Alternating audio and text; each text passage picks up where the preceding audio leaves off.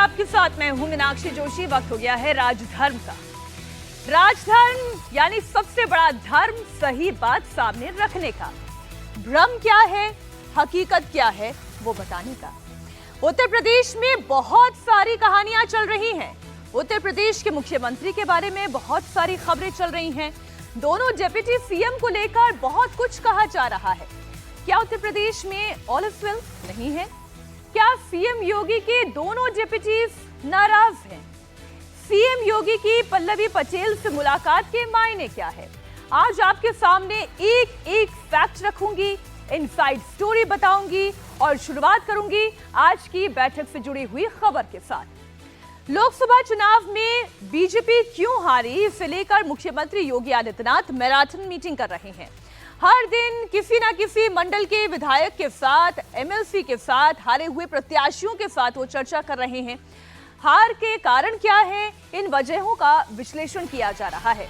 बड़ी खबर आपको दे दें, अब से थोड़ी देर में दिल्ली रवाना होने जा रहे हैं मुख्यमंत्री योगी आदित्यनाथ। लखनऊ मंडल के विधायकों के साथ उनकी मीटिंग खत्म हो गई है। आज की मीटिंग में डिप्टी सीएम ब्रजेश पाठक शामिल नहीं हुए। योगी आदित्यनाथ अब से थोड़ी देर में दिल्ली के लिए रवाना होने जा रहे हैं, अब रवाना हो चुके हैं। आपको बता दें, इससे पहले 24 जुलाई को मुरादाबाद मंडल और बरेली मंडल के जनप्रतिनिधियों के साथ वो पहली मुलाकात कर चुके हैं। यानी कि 24 तारीख को जब मुरादाबाद और बरेली मंडल के नेताओं के साथ उनकी मीटिंग हुई, एक तस्वीर मैं आपके सामने रख रही हूं, ऊपर देखिए। और 25 जुलाई जब मेरठ और प्रयागराज मंडल के नेताओं के साथ मुलाकात हुई। आज लखनऊ मंडल के नेताओं के साथ उनकी मीटिंग थी, उसमें विधायक शामिल थे, एमएलसी शामिल थे, जो सांसद हैं वो शामिल थे, जो हारे हुए प्रत्याशी थे उनसे मुलाकात हुई।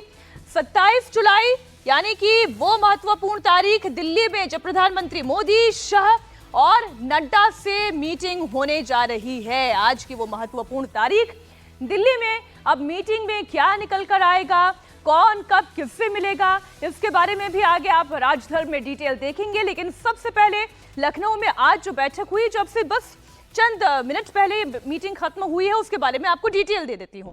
बात लखनऊ मंडल से जुड़ी हुई।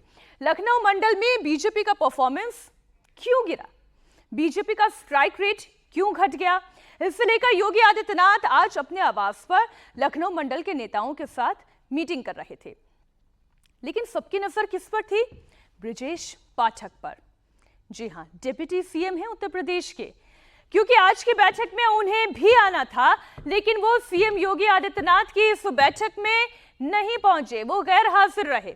इससे पहले आप याद करें, जब प्रयागराज मंडल की बैठक थी तब उनके एक और डिप्टी यानी योगी आदित्यनाथ के एक और डिप्टी केशव प्रसाद मौर्य, वो भी गैर हाजिर रहे, वो भी कल नहीं पहुंचे। यानी कि सीएम योगी आदित्यनाथ के दोनों डिप्टीज ने मीटिंग को स्किप कर दिया। अब ये क्यों हुआ, मीटिंग में वो क्यों नहीं आए, इसके पीछे का कारण क्या है आपको बताऊंगी। लेकिन उससे पहले आपको एक लिस्ट दिखाती हूं जिसमें बैठक में शामिल होने वालों के नाम लिखे गए हैं। ये वो लिस्ट है जिसमें आज मुख्यमंत्री योगी आदित्यनाथ के साथ होने वाली बैठक में शामिल विधायकों, एमएलसी के नाम शामिल है। इस लिस्ट के 37वें नंबर पर, ये देखिए 37वां नंबर आप देख रहे हैं, इस 37वें नंबर पर उत्तर प्रदेश के उप मुख्यमंत्री ब्रजेश पाठक का नाम भी शामिल है। पूरी लिस्ट आपके सामने है, लेकिन एक नाम इसमें ब्रजेश पाठक का भी है। लखनऊ कैंट के विधायक के तौर पर उनका नाम शामिल है, डिप्टी सीएम के तौर पर नहीं, लखनऊ कैंट से विधायक। लिस्ट में सबसे आगे लोकसभा का नाम लिखा हुआ है, ये देखिए लखनऊ, और उसके बाद लखनऊ पूर्व से ओपी श्रीवास्तव चूंकि जीत के आए तो उनका नाम है। अब ब्रजेश पाठक जो कि लखनऊ कैंट से जीत कर आए तो बतौर विधायक उनका भी नाम शामिल है। अब विधायकों की पूरी लिस्ट में उनका नाम भी लिस्टेड है, ये बात तो स्पष्ट हो जाती है। एमएलसी के नाम भी इसी लिस्ट के अंदर दिखाई दे रहे हैं। डिप्टी सीएम ब्रजेश पाठक का नाम जहां पर लिखा हुआ है वो लखनऊ लोकसभा के लखनऊ कैंट विधानसभा के विधायक के तौर पर है, लेकिन वो इस बैठक में शामिल नहीं हुए। तो मतलब ये हुआ कि जो एक भ्रम फैलाने की पहले तो कोशिश की गई कि दरअसल ब्रजेश पाठक को तो बुलाया ही नहीं गया था, मीटिंग में उन्हें कोई इन्विटेशन ही नहीं था। ये भ्रम गलत साबित हुआ। हकीकत यह है कि नाम तो है, लेकिन नेता हैं वो मीटिंग से नदारद हैं। अब कोई मनमुटाव नहीं है, ये बात बार बार साबित करने की कोशिश की जा रही है। और इसके लिए विधायक भी सामने आ रहे हैं, कह रहे हैं कि डिप्टी सीएम दूसरे कामों में दरअसल बहुत व्यस्त है। कल की बैठक में केशव जी नहीं थे, आज की बैठक में ब्रजेश जी नहीं है। ये दोनों उप मुख्यमंत्री हैं और इनके पास महाराज जी चूंकि यहाँ बैठे हैं तो संभालना है प्रदेश को, इसीलिए दो उप मुख्यमंत्री बनाए गए हैं। जो महाराज जी भी आ जाएं, उप मुख्यमंत्री जी भी आ जाएं अगर यहाँ पर, तो फिर प्रदेश में थोड़ा सा तो कोई आकस्मिक एकदम से बात होगी तो देखने वाला कौन होगा। तो इस सवाल ले लेता हूँ कि संगठन और सरकार में सब कुछ ठीक चल रहा है कि नहीं चल रहा है? बहुत अच्छा चल रहा है, बहुत बढ़िया चल रहा है। संगठन सर्वोपरि है और सरकार भी अपना काम बहुत बखूबी कर रही है। महाराज जी के नेतृत्व में हम लोग बहुत आगे बढ़ रहे हैं। उधर भूपेन्द्र जी चौधरी जी के नेतृत्व में हम लोग 27 के अभी से तैयारी शुरू कर दी है। मुख्यमंत्री की मीटिंग में डिप्टी क्यों नहीं आए? क्या सीएम और डिप्टी सीएम के बीच में सब कुछ ठीक नहीं है? क्या यूपी में कुछ बड़ा होने वाला है? ये सवाल उत्तर प्रदेश बीजेपी के प्रदेश अध्यक्ष भूपेन्द्र चौधरी से भी पूछा गया। उन्होंने क्या सफाई दी, वो भी देखें। एक लोकतांत्रिक दल है और सबको अपनी बात लोकतांत्रिक तरीके से कहने का अधिकार है। उत्तर प्रदेश बहुत बड़ा राज्य है और उन परिस्थितियों में पार्टी की स्थिति, हम लोग अनुशासन के साथ आगे बढ़ रहे हैं, लेकिन कुछ चीजें मीडिया में, सार्वजनिक जीवन में रहती हैं। तो आज जिस प्रकार की परिस्थिति है, उन परिस्थितियों में मैंने पहले भी कहा कि परिणाम हमारी अपेक्षा के अनुसार नहीं आए और हम लोगों ने आपस में बातचीत करके उन सब विषयों की समीक्षा करके हम लोग आगे बढ़ रहे हैं। उन सब खामियों को दूर करेंगे, जो विषय हैं उन विषयों का समाधान करके आगे बढ़ेंगे। अब बैठक है, बैठक में इतनी खटपट है कि यूपी के डिप्टी सीएम पाठक खुद नदारद हैं, तो सवाल तो पूछे जाएंगे। लेकिन लखनऊ मंडल की जो ये मीटिंग हुई, उसमें से उप मुख्यमंत्री का नदारद रहना क्यों इतना बड़ा सवाल बन रहा है, उसके पीछे कुछ कारण है और वो कारण क्या है वो मैं आपके सामने रख रही हूँ। लखनऊ मंडल में दरअसल स्ट्राइक रेट घट गया। हम जिस लखनऊ मंडल की बात कर रहे हैं, 2019 के चुनाव में बीजेपी इन 9 में से 8 सीटों को जीतती हुई दिखाई दी थी, लेकिन इस बार के चुनाव में बीजेपी को लखनऊ में जबरदस्त झटका लगा है। आप ये देखिए, विधानसभा चुनाव में जहां से 46 सीटें 2022 के चुनाव में बीजेपी ने निकाली, लोकसभा विधानसभा चुनाव में, तो लोकसभा चुनाव आते आते बीजेपी का स्ट्राइक रेट जो पिछली बार बेहतर था, इस बार घट गया। बीजेपी कितनी सीटें जीत पाई? 4 सीटें जीत पाई, जबकि 2019 के चुनाव में 8 सीटें यहां से निकाली थी बीजेपी ने। इस बार स्ट्राइक रेट घट गया, परफॉर्मेंस गिर गया। लखीमपुर खीरी हो गई जो समाजवादी पार्टी ने जीत ली। अब आप देखिए, 9 में से 8 सीट जीतने वाली बीजेपी 2024 में केवल 4 सीटें जीत पाई। अगर 2022 के विधानसभा चुनाव की हम बात करें तो लखनऊ मंडल में विधानसभा की कुल 46 सीटें आती हैं। इनमें से बीजेपी के 39 विधायक हैं और समाजवादी पार्टी के केवल 7 विधायक हैं। अब आप ये देखिए, लखनऊ की बात करें, जहां से बीजेपी ने जीत दर्ज करी, मोहनलालगंज, क्योंकि लखनऊ से जहां से राजनाथ सिंह जीते, मोहनलालगंज उससे बगल वाली सीट जहां से समाजवादी पार्टी जीत गई। उन्नाव से बीजेपी जीती, लेकिन रायबरेली से कांग्रेस पार्टी जीती, यहां से राहुल गांधी जीते। खीरी की बात करें, समाजवादी पार्टी ने झटक ली। धौरहरा सीट, यहां से भी समाजवादी पार्टी जीत गई। सीतापुर की बात करें, यहां से कांग्रेस पार्टी जीत गई। हरदोई और मिश्रिक, ये 2 सीटें जहां पर बीजेपी ने जीत दर्ज तो की, लेकिन आप ये नहीं कह सकते कि ये जीत बम्पर थी, क्योंकि मार्जिन कोई बहुत बड़ा नजर नहीं आता है। ये तो बात हुई लखनऊ मंडल की। हम बात कर रहे हैं कि ये मंडल क्यों इतना महत्वपूर्ण है और यहां से डिप्टी सीएम का नदारद रहना क्यों सवालों के घेरे में है। सीएम योगी की मीटिंग में हिस्सा लेने के लिए लखनऊ मंडल उन्नाव के विधायक अनिल सिंह भी पहुंचे। जब उनसे ब्रजेश पाठक के बारे में पूछा गया तो उन्होंने सीधा सीधा जवाब देने के बजाय बात विकास की तरफ घुमा दी। अधिकारी सुनते नहीं है क्या बीजेपी विधायकों मंत्रियों की? देखिए, ऐसा ना, अधिकारी सुनेंगे, क्यों नहीं सुनेंगे? मेरा मानना है सुनना ही सुनना है। हम लोग सुनाते हैं, थोड़ा लाउडली बोलते हैं तो सुनाते हैं, सुनते हैं। सब बोलना पड़ता है तब सुनते हैं अधिकारी। वो ऐसे ही होते हैं ना, सरकारें बहुत सारी झेल चुके हैं वो लोग। 60 साल की उनकी नौकरी है, हमारी 5 साल की, तो वो तो जानते हैं कि सब लोग नए आए हैं जी, चले जाएंगे, हार जाएंगे, जीत जाएंगे, उनके सेहत पे कोई फर्क तो पड़ता नहीं।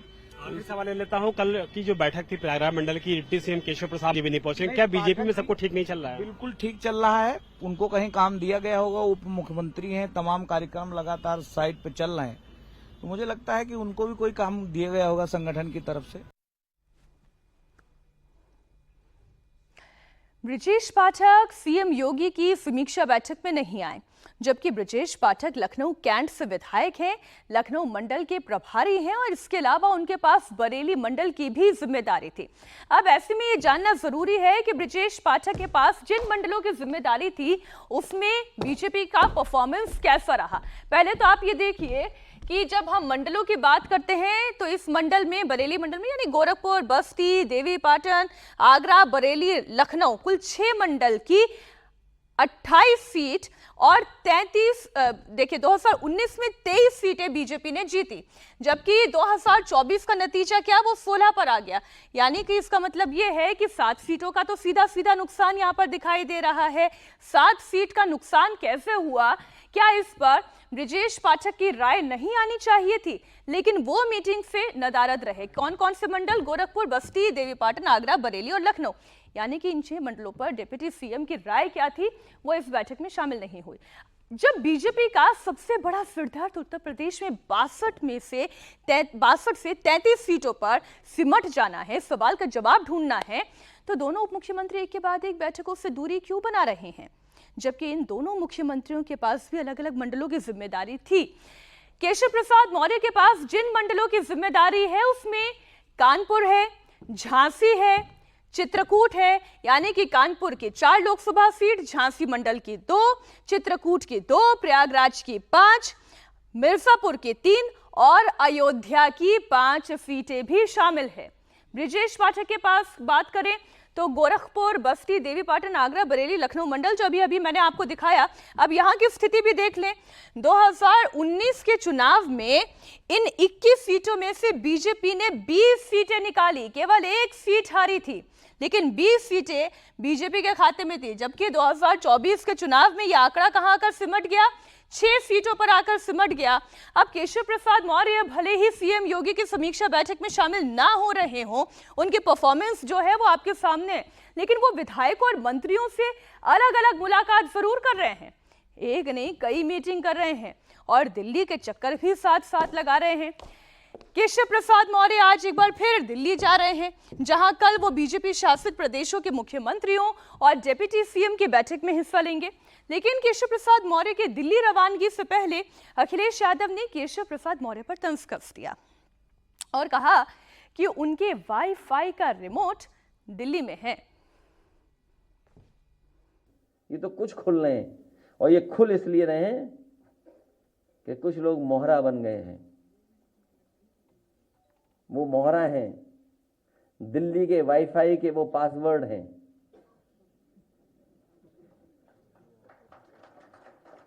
ये नई तरह की टेक्नोलॉजी, तो टेक्नोलॉजी के हिसाब से बोलना पड़ रहा है। आप समझ गए हो कौन मोहरा है? सुनने में आया कि मौर्य जी मोहरा हैं, दिल्ली के वाईफाई के पासवर्ड हैं। अगर दिल्ली वाले किसी से मिलते हैं तो लखनऊ वाले भी मिल रहे हैं किसी से। तो बताओ सरकार चलेगी ऐसे? क्या सरकार चलेगी बताओ? और जिन्होंने बिगाड़ा है सब कुछ, क्या वो लोग ठीक करेंगे? अब मीटिंग तो मंडल को लेकर थी, लेकिन यहाँ ये कहाँ सरकार पर आ गए। अखिलेश यादव का निशाना हालांकि एक बार नहीं बल्कि केशव प्रसाद मौर्य को लेकर कई बार लग चुका है। वो कई बार तंज कस चुके हैं। कभी कहते हैं लौट के बुद्धू घर को आए, तो कभी कहते हैं मॉनसून ऑफर, 100 विधायक लाओ, सरकार बनाओ, और हर बार केशव प्रसाद मौर्य भी अखिलेश यादव पर पलटवार करते हैं। केशव प्रसाद मौर्य ने अखिलेश यादव पर इस बार भी पलटवार किया। सोशल मीडिया पोस्ट करते हुए लिखा कि कांग्रेस का मोहरा बन चुके सपा बहादुर श्री अखिलेश यादव जी भाजपा को लेकर गलत फहमी पालने, अति पिछड़ों को निशाना बनाने, अपमान करने की जगह सपा को समाप्त होने से बचाने पर ध्यान दें। भाजपा 2027 में 2017 दोहराएगी। कमल खिला है, खिलेगा, खिलता रहेगा। लेकिन जो डैमेज होना था अखिलेश यादव ने तो वो करने की कोशिश कर दिया। भले केशव प्रसाद मौर्य चाहे जितने भी इसके ऊपर तंज कसें या फिर पलटवार करें। केशव प्रसाद मौर्य ने अखिलेश यादव को कांग्रेस का मोहरा बताया तो समाजवादी पार्टी के नेता और पूर्व मंत्री रविदास मेहरोत्रा ने बीजेपी के अंदरूनी कलह को लेकर फिर सवाल खड़े कर दिए। सपा नेता ने कहा कि ट्वीट करने वाले नेता पहले ये तो बताएं कि वो सीएम की बैठक में आखिर गए क्यों नहीं। समाजवादी पार्टी केवल गरीबों का मोहरा है, जो वंचित हैं, शोषित हैं, पिछड़े हैं, दलित हैं, अल्पसंख्यक हैं, हम लोग उनके मोहरे हैं और उनके लिए लड़ाई लड़ने का काम करते हैं। 2024 में समाजवादी पार्टी सबसे बड़ी पार्टी बनी है उत्तर प्रदेश में और 2027 में सपा की प्रचंड बहुमत के साथ सरकार बनेगी। भारतीय जनता पार्टी अंतर कलह से जूझ रही है। आज लखनऊ मंडल की बैठक थी और उसमें दोनों डिप्टी सीएम नहीं गए थे। क्यों नहीं गए थे? जो आज ट्वीट कर रहे हैं वो बताएं कि आज वो बैठक में क्यों नहीं गए थे। और लगातार भारतीय जनता पार्टी में अंतर कलह हो रहा है और समाजवादी पार्टी लगातार मजबूत हो रही है। हमारे सहयोगी रुचि कुमार और विशाल प्रताप सिंह दोनों जुड़ चुके हैं। रुचि, अब देखिए पार्टी के अंदर कलेश होगा, तस्वीरों में दिखाई देगा कि दो इतनी महत्वपूर्ण मीटिंग, प्रयागराज मंडल की मीटिंग से केशव प्रसाद मौर्य गायब, तो अब लखनऊ की मंडल की मीटिंग हुई तो यहां से ब्रजेश पाठक गायब। तो सवाल तो पूछे जाएंगे ना कि दिल्ली का वाईफाई कहां, पासवर्ड कहां, मोहरा कौन? जी हाँ, देखिए विपक्ष को तो एक तरह का मौका मिल गया है, क्योंकि विपक्ष पहले से ही हमलावर है बीजेपी पे, क्योंकि लोकसभा चुनाव में यूपी में बीजेपी के नतीजे अच्छे नहीं आए और इंडिया गठबंधन के बहुत अच्छे नतीजे आए हैं। तो अखिलेश यादव तो पहले से ही बीजेपी पर हमलावर हैं और जैसा आपने भी बताया कि केशव प्रसाद मौर्य से तो उनकी खटास बहुत पुरानी है। वो केशव प्रसाद मौर्य को अखिलेश यादव स्टूल मंत्री कहते रहे हैं। विधानसभा में भी हमने देखा कि किस तरह से दोनों के बीच शब्दों के बाण चढ़ रहे थे अखिलेश यादव और केशव मौर्य के। उसके बाद भी समय समय पर ट्वीट होते रहते हैं, लौट के बुद्धू घर को आए, इस तरह के बहुत सारे ट्वीट्स हैं जो आप अखिलेश यादव के भी एक्स पे देखेंगे और केशव प्रसाद मौर्य ने जवाब भी दिया है। लेकिन इस समय क्योंकि बीजेपी बैकफुट पे है, अगर समीक्षा बैठक हो रही है उसमें अगर उप मुख्यमंत्री, दोनों उप मुख्यमंत्री नहीं पहुंचते हैं तो ये सवाल तो खड़े करता ही है, विपक्ष को मौका तो देता ही है सवाल उठाने पर कि आखिर बीजेपी में ये हो क्या रहा है, क्यों इस तरह से हो रहा है। अब अगर आप बात करेंगी, कल केशव प्रसाद मौर्य के कुछ करीबियों से हमने बात की तो उनका कहना था कि केशव प्रसाद मौर्य सिर्फ प्रयागराज मंडल के नेता नहीं हैं, वो उप मुख्यमंत्री हैं उत्तर प्रदेश के। लिहाजा जितनी भी संगठन की मीटिंग हो रही है, जो समीक्षा बैठक हो रही है कमिश्नरी मंडल वाइज, उसमें दोनों उप मुख्यमंत्रियों को बुलाया जाना चाहिए। तो इसके विरोध में केशव प्रसाद मौर्य नहीं आए।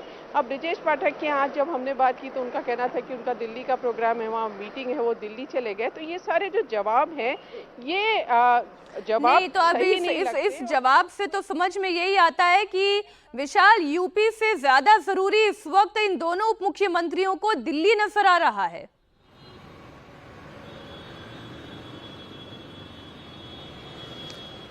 देखिए मीनाक्षी, बिल्कुल आपने सही कहा कि उत्तर प्रदेश में जो समस्या है, उत्तर प्रदेश की जो दिक्कत है, उत्तर प्रदेश में जो पार्टी का ग्राफ घटा है, या यूं कहा जाए कि अवध बेल्ट जिसको लेकर के आज बैठक हो रही थी, अवध बेल्ट उत्तर प्रदेश में बीजेपी का सबसे मजबूत गढ़ कहा जाता था। अगर वहां पर सीटें पिछली बार आपने 8 जीती थी और इस बार 9 में से आप सिर्फ 4 सीटें जीत पाए हैं, तो अपने आप में बताता है कि जो गिरता हुआ परफॉर्मेंस है वो भारतीय जनता पार्टी के लिए बड़ा संकट है, बड़ा चैलेंज है, बजाय इसके कि उत्तर प्रदेश में आप जो समस्याएं आ रही हैं उसको ना देखें और दिल्ली की तरफ ही कॉन्सेंट्रेट करें। हालांकि जैसा कि अभी रुचि जी भी बता रही थी कि दोनों ही जो डिप्टी सीएम उनके करीबियों को कहना है कि 25-25 जिले हमको आवंटन किए गए थे, हमारे पास 7 से 8 मंडल थे, तो सारे मंडलों की बैठक में हमको क्यों नहीं बुलाया जा रहा था। और विरोध की जो बात है उसको बिल्कुल साफ तौर पर कहा गया है दोनों डिप्टी सीएम की तरफ से जो उनके करीबी है कि हम बिल्कुल आएंगे बैठक में, हम सामना भी बैठक करने को तैयार है, संगठन के साथ भी बैठने को तैयार है, लेकिन जो उचित सम्मान होना चाहिए, जो उचित डेकोरम पहले बनाया गया था दोनों डिप्टी सीएम के साथ, ये तो उस तरीके से हुआ की पावर बैलेंस करने के लिए पहले तो मुख्यमंत्री के साथ 2 उप मुख्यमंत्री बना दिए गए।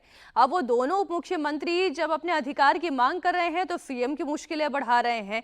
अब क्या वाकई में दिल्ली यही पोजीशन चाहती थी उत्तर प्रदेश के लिए, और क्या इसी की वजह से लोकसभा चुनाव के नतीजों में इतना खराब रिजल्ट आया बीजेपी का? तो अब ये तो मंथन करने का वक्त वाकई में दिल्ली का है। यूपी के मंथन से पहले तो दिल्ली को मंथन करना चाहिए। बहुत शुक्रिया विशाल और रुचि आपका इस पूरी जानकारी के लिए।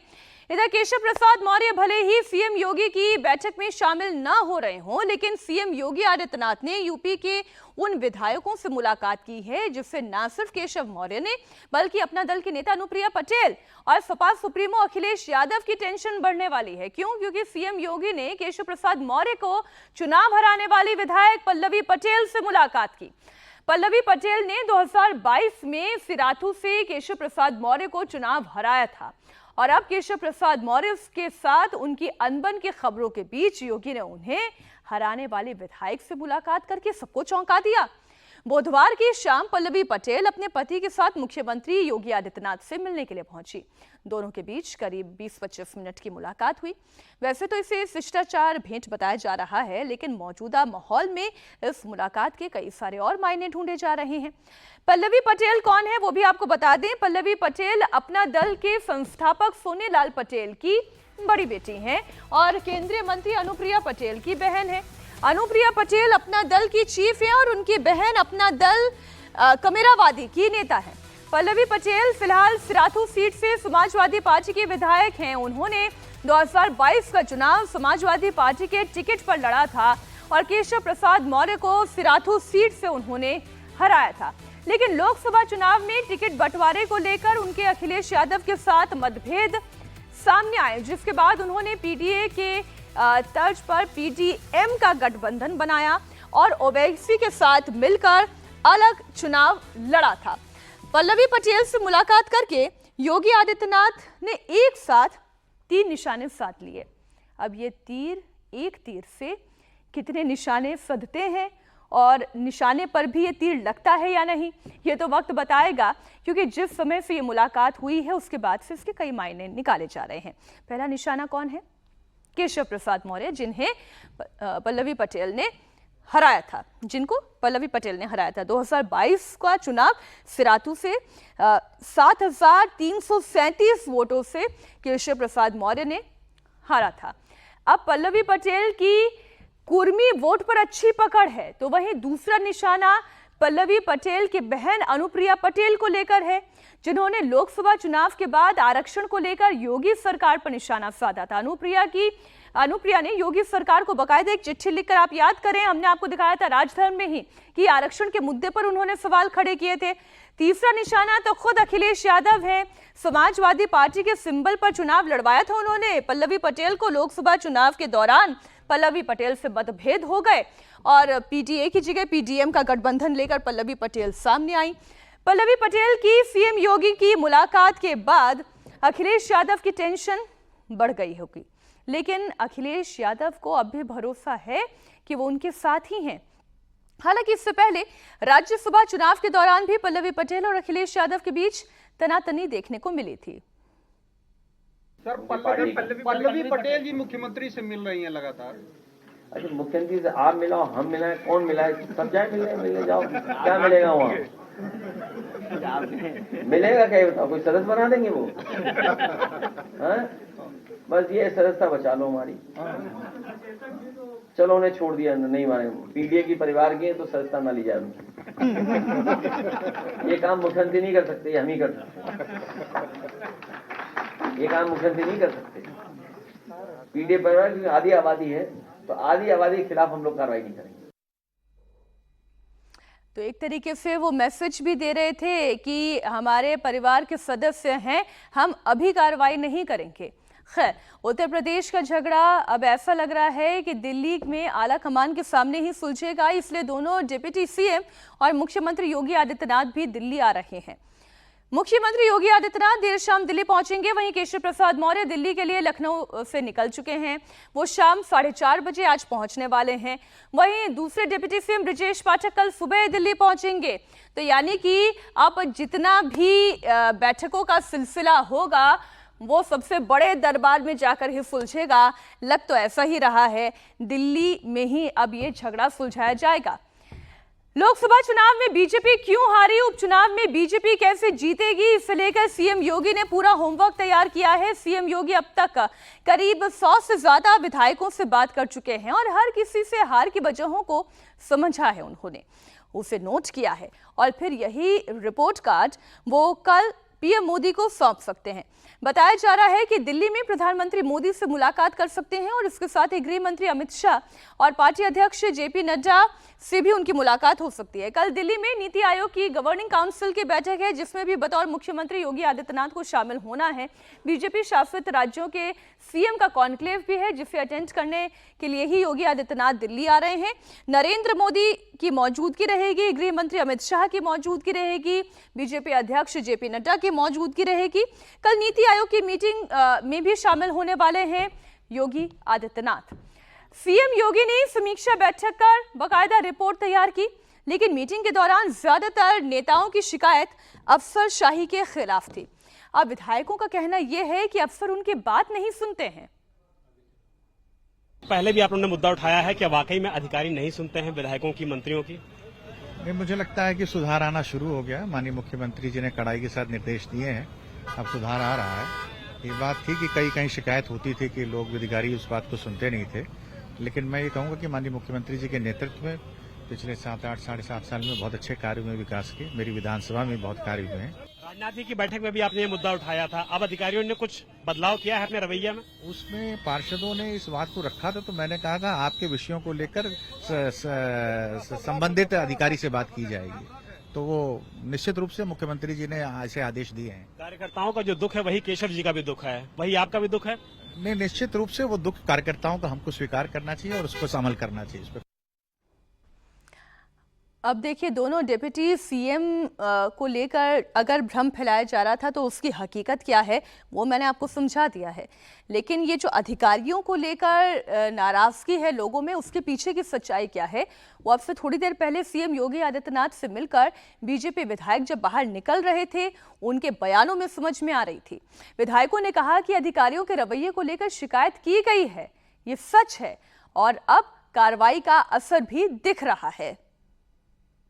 आप लोगों ने कहा कि अधिकारी जो हैं बात नहीं सुन रहे हैं। हाँ, कुछ विधायकों ने बातें रखी, वो मुख्यमंत्री जी के संज्ञान में है और उन पर कार्रवाई शुरू हो गई। आप देख रहे हैं कल से जहाँ जहाँ दिक्कतें थी वहाँ कार्रवाइयाँ हो रही हैं। आज भी कुछ कहा गया ये सारी चीजों को लेकर? हाँ, 1-2 विधायकों ने अपनी बातें रखी, उन पर सकारात्मक रहा। महाराज जी ने बताया कि आप दीजिए, कार्रवाई होगी। 1-2 जगह अफसरों के कारण दिक्कत थी, कर्मचारियों की दिक्कत थी, वो मुख्यमंत्री जी को बताई। उन्होंने कहा हमें संज्ञान है और जो चुनाव हम लोग हारे हैं, जहाँ जहाँ वहाँ वोटर लिस्ट की दिक्कत थी या बीएलओ की दिक्कतें थी, वो सारी बातें रखी माननीय मुख्यमंत्री जी। हार के कारणों पे भी समीक्षा की गई कि हार के कारण क्या हैं, जो प्रत्याशियों का चयन है और भी जो कारण हैं, जो संविधान और आरक्षण का सवाल है, इसको भी लेकर के चर्चा हुई और इन कमियों को हम दूर करेंगे। लोकसभा चुनाव में बीजेपी क्यों हारी, इसे लेकर मुख्यमंत्री ने समीक्षा बैठक की। मुख्यमंत्री योगी से कई विधायकों और अफसरशाही को लेकर शिकायत भी हुई, जिस पर सीएम योगी ने कहा था कि सबूत के साथ आप आएं, आप कंप्लेन करें, आपकी कंप्लेन सही साबित हुई, सबूत सच्चे निकले तो फिर कार्रवाई भी की जाएगी। और सीएम योगी आदित्यनाथ ने जो कहा उसका असर भी दिखने लगा है। कैसे, वो आपको बताती हूँ। खबर अब बलिया से आपके सामने। बलिया में भ्रष्टाचार की बात सामने आने के बाद बलिया के एसपी और एएसपी को पद से हटा दिया गया है। सीओ थाना अध्यक्ष और दरोगा को सस्पेंड किया गया है। इतना ही नहीं, 15 पुलिसकर्मी सस्पेंड किए गए हैं, जबकि 2 सिपाही और 16 दलाल इस मामले में गिरफ्तार किए गए हैं। करप्शन के ऊपर नो टॉलरेंस की नीति सीएम की लगातार जारी है। दरअसल उत्तर प्रदेश के बलिया में बिहार और यूपी बॉर्डर पर पुलिस वालों के द्वारा अवैध वसूली का मामला सामने आया। पुलिस के आला अधिकारी को इसकी शिकायत मिली तो एक्शन भी किया गया। ट्रकों से अवैध वसूली के मामले में सीएम योगी ने एसपी और एएसपी तक को पद से हटा दिया। उस इलाके की सीओ को भी सस्पेंड किया गया। उसकी पहले रैकी की गई एडीजी जोन बनारस सर द्वारा और मेरे द्वारा संयुक्त रूप से, और फिर उसे अच्छे से प्लान करके उसमें रेड की गई। उसमें काफ़ी लोगों की गिरफ्तारी हुई है जो दलाली करते थे। पुलिस के साथ मिलके 2 पुलिसकर्मी अरेस्ट हुए हैं, 2 कांस्टेबल्स अरेस्ट हुए हैं। 3 पुलिसकर्मी उसमें मौके से वो भाग गए और उसी के आगे भरौली तिराहे के आगे जो कोरंटा डी चौकी पड़ती है वहाँ पे भी हम लोगों ने चेक किया तो वहाँ पे भी अवैध वसूली की जा रही थी। वहाँ से भी मौके से एक सिपाही की अरेस्टिंग हुई है और एक प्राइवेट कर्मी, एक व्यक्ति थाने पे जो काम करता था वो मौके से भाग गया। कुल मिला के 16 दलालों की गिरफ्तारी हुई है और 2 पुलिसकर्मियों की गिरफ्तारी हुई है। इसमें पूरे चौकी कोरंटा डी को सस्पेंड किया गया है और थाना प्रभारी नरही को सस्पेंड किया गया है। FIR भी इसमें लिखी गई है जिसमें कि कई पुलिसकर्मी हैं और जो ये दलाल हैं इनके खिलाफ FIR की गई है। बलिया में करप्शन का जाल किस कदर फैला था, इसका अंदाजा आप ऐसे लगा सकते हैं कि यहां से हर महीने 1.5 करोड़ रुपए से ज्यादा की वसूली हो रही थी। सोचिए जरा, प्रशासन के नाक के नीचे यहाँ तो प्रशासन ही लगा हुआ था, पुलिस लगी हुई थी। अब आप सोचिए, गंगा नदी पुल पर भरौली चेक पोस्ट जहाँ से रोजाना 1000 ट्रक गुजरते हैं, हर ट्रक से 500 रुपए की वसूली की जाती थी और इस तरह से हर दिन 5 लाख रुपए की वसूली हो जाती थी। यानी कि हर महीने 1.5 करोड़ रुपए की उगाही हो रही थी। ट्रकों से बालू, मिट्टी, पशु की तस्करी होना ये आम बात थी और इसकी एवज में पुलिसकर्मी पैसों से वसूली कर रहे थे। जानकारी के मुताबिक ये पुलिसकर्मी निजी लोगों को दलाल बनाकर वसूली कर रहे थे। इस अवैध वसूली के मामले में छापेमारी के बाद अब तक कुल 16 दलाल गिरफ्तार किए जा चुके हैं। विभिन्न प्रकार के ट्रक थे, इनमें बालू, मिट्टी, कोयला भी कुछ ट्रकों में होता था। तो ये इस तरीके के ट्रक थे और ये जो ट्रक्स थे ये बिहार से आते थे। इन्वेस्टिगेशन में सारे पहलू जो है वो इन्वेस्टिगेट किए जाएंगे और इस तरीके के तथ्य प्रकाश में आए कि ये लोग प्रति वाहन 500 रुपये वसूलते थे और एक रात्रि में करीब 1000 वाहन जो है वो गुजरते थे। तो इसमें सख्त कार्रवाई शासन के निर्देश के क्रम में, माननीय मुख्यमंत्री जी के निर्देश के क्रम में और पुलिस महानिदेशक महोदय के निर्देश के क्रम में की गई। 2 पुलिसकर्मी तो अरेस्ट हुए और करीब 9 पुलिसकर्मियों पे 8-9 पुलिसकर्मियों पे FIR हुई है और पूरी चौकी के लोग 8-9 लोग सस्पेंड हुए कोरंटा चौकी। बलिया में पुलिसकर्मियों की पोल कैसे खुली और कैसे पुलिस के आला अधिकारियों ने इस मिशन को अंजाम दिया, उसे समझाती हूँ। ADG पीयूष मोडिया और DIG वैभव कृष्ण ने पहले रेकी की। रात करीब 9:25 के आसपास, 9:30 बजे के आसपास सादे कपड़ों में वो बक्सर पहुंच गए और यहाँ पर दोनों ट्रक पर सवार हो गए। ट्रक जब भरौली गोलंबर पहुंचा तब उस वक्त देखिए ट्रकों की लंबी कतार वहां पर पहले से दिखाई दे रही थी। 3 पुलिसकर्मी कुर्सी पर बैठे हुए थे और एक पुलिस वाला वसूली कर रहा था। सोचिए जरा, धड़ल्ले से वसूली हो रही थी। दोनों अफसर वहां से ट्रक को कोरंटा डी चौकी को लेकर पहुंचे और फिर चौकी पर भी वसूली का ही धंधा चल रहा था। इस तरीके से ADG पीयूष मोडिया और DIG वैभव कृष्ण ने इस पूरे मामले की पोल खोल कर रख दी। आपको उन पुलिस वालों के बारे में भी बता देती हूं जिन पर करप्शन के सबूत मिलने पर एक्शन हुआ है। इसमें SP देवरंजन वर्मा का नाम शामिल है, ASP बलिया दुर्गा शंकर तिवारी का नाम शामिल है जिनको पद से हटा दिया गया है। वहीं CO बलिया सदर शुभ सूचित का नाम शामिल है। पन्नेलाल जो कि नरही थाने के थानाध्यक्ष हैं उनको सस्पेंड किया गया। राजेश प्रभाकर जो कि कोरंटा दी चौकी के इंचार्ज हैं, ये भी वसूली में शामिल थे, इन्हें भी सस्पेंड कर दिया गया है। अभी लखनऊ से एक तस्वीर आई है। डिप्टी CM केशव प्रसाद मौर्य दिल्ली के लिए रवाना हुए हैं। तस्वीरें आपको दिखा दें। केशव प्रसाद मौर्य नीति आयोग की मीटिंग में शामिल होने के लिए दिल्ली पहुंच रहे हैं। आज शाम 4:30 बजे तक वो दिल्ली पहुंच जाएंगे। लेकिन मामला केवल नीति आयोग में ही शामिल होने का नहीं है, इस बैठक में शामिल होने का ही मामला सिर्फ नहीं है, बल्कि ये उत्तर प्रदेश के CM योगी आदित्यनाथ के खिलाफ बगावत को लेकर जो लगातार खबरें चल रही हैं उसे हवा देने वाली एक और तस्वीर दिल्ली से निकल कर आ सकती है। योगी सरकार अपने रंग में काम कर रही है। एक और जहां रिश्वतखोरों पर एक्शन हो रहा है तो वहीं दूसरी ओर योगी आदित्यनाथ का बुलडोजर चल रहा है। जब लखनऊ के पंत नगर में बुलडोजर का एक्शन रुका तो कहा जाने लगा कि योगी का बुलडोजर अब थम गया, इस पर ब्रेक लग गया। लेकिन योगी अपने स्टाइल में काम करने के लिए जाने जाते हैं, जहां गलत वहां बुलडोजर। अब योगी का ये बुलडोजर रास्ता डाइवर्ट करके आजम खान के रामपुर पहुंच गया है। सीतापुर जेल में बंद आजम खान की ड्रीम प्रोजेक्ट जौहर यूनिवर्सिटी अब शत्रु संपत्ति के फेर में फंस गई है। गृह मंत्रालय के शत्रु संपत्ति विभाग की टीम ने जमीन को चिन्हित करके उसे कब्जे में लेने का काम शुरू कर दिया है। आजम खान पर आरोप है कि जौहर यूनिवर्सिटी के निर्माण के दौरान उन्होंने शत्रु संपत्ति को यूनिवर्सिटी में अवैध तरीके से मिला लिया था। अब जब हाईकोर्ट का आदेश आ गया है तो यहां से कब्जा हटाने की कार्रवाई शुरू हो गई है। रामपुर की जौहर यूनिवर्सिटी यानी कि आजम खान की यूनिवर्सिटी के अंदर इस वक्त शत्रु संपत्ति जो है उसकी नपाई और नपाई के साथ ही उस पर पूरी तरीके से जो शत्रु विभाग के लोग हैं वो अपना कब्जा करने के लिए यहां पर पहुंचे हुए हैं। इस वक्त आप तस्वीरें देख रहे हैं, ये जौहर यूनिवर्सिटी के अंदर की तस्वीरें हैं। तकरीबन 13 हेक्टेयर जो जमीन है वो जौहर यूनिवर्सिटी के अंदर शत्रु जमीन है और इसी को लेकर आज गृह मंत्रालय का जो विभाग है शत्रु विभाग वो यहां पर पहुंचा हुआ है। आप यहां पर देखेंगे तस्वीरों में तमाम जो अधिकारी हैं वो इस वक्त यहां पर मौजूद हैं और साथ ही यूपी पुलिस को भी यहां पर बुलाया गया है। इस तरीके से ये जो क्रेन है इससे जगह जगह इस तरीके से खुदाई की जा रही है। जितना एरिया शत्रु संपत्ति के अंडर में आता है इस तरीके से चैन से पहले उसकी नपाई की जा रही है और नपाई करने के बाद इस तरीके के जो पिलर हैं इन पिलर को यहां पर गाड़ा जा रहा है ताकि पहचान हो सके कि कौन सा एरिया जो है वो शत्रु संपत्ति के अंदर आता है। इस तरीके से इस पूरे कॉम्प्लेक्स की अगर हम बात करें तो यहां पर तकरीबन 13 हेक्टेयर ऐसी जमीन है जो कि शत्रु संपत्ति के अंडर में आती है।